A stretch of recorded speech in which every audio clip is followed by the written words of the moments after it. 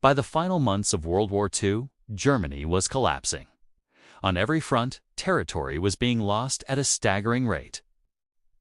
The industrial heartland was in ruins. Supplies were gone, and the once mighty war machine had ground to a halt. To any rational observer, victory was not just unlikely, it was utterly impossible. Yet, the orders continued to flow from the high command. Directives were issued to mobilize men who should have never seen a battlefield. Boys, some as young as 12, were pulled from their schools. Old men, long past their fighting years, were taken from their homes. These weren't soldiers. They were the last remnants of a broken nation. Civilians were handed weapons they barely knew how to use, with a brief, almost insulting amount of training. Experience and skill no longer mattered. The only thing that mattered was filling the ranks.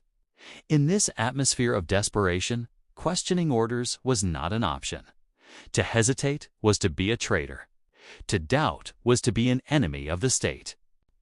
These final, frantic orders were not issued with any strategic goal of winning the war. That ship had long since sailed. They were issued for one reason only: to enforce absolute, unquestioning obedience. The system, in its death throes, could no longer tolerate independent thought or critical judgment. It demanded only compliance. As Allied forces pushed deeper, city after city fell. Yet the resistance continued, often without purpose or a clear objective. The fighting was brutal and senseless. Losses mounted on both sides, but these sacrifices had no meaningful effect on the war's outcome. The destruction simply deepened, without pause, without reason. This wasn't a strategic defense of the homeland. It was a demonstration of authority refusing to accept reality. The war machine did grind on because there was a glimmer of hope or a secret plan for a miraculous turnaround. It continued because the orders could not be questioned.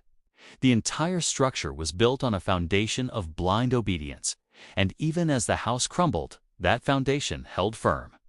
The final tragic chapter of the war in Europe wasn't a story of a fight for victory, but a chilling testament to what happens when a system values compliance more than human life. Thanks for watching. If you found this perspective interesting, consider subscribing for more deep dives into history.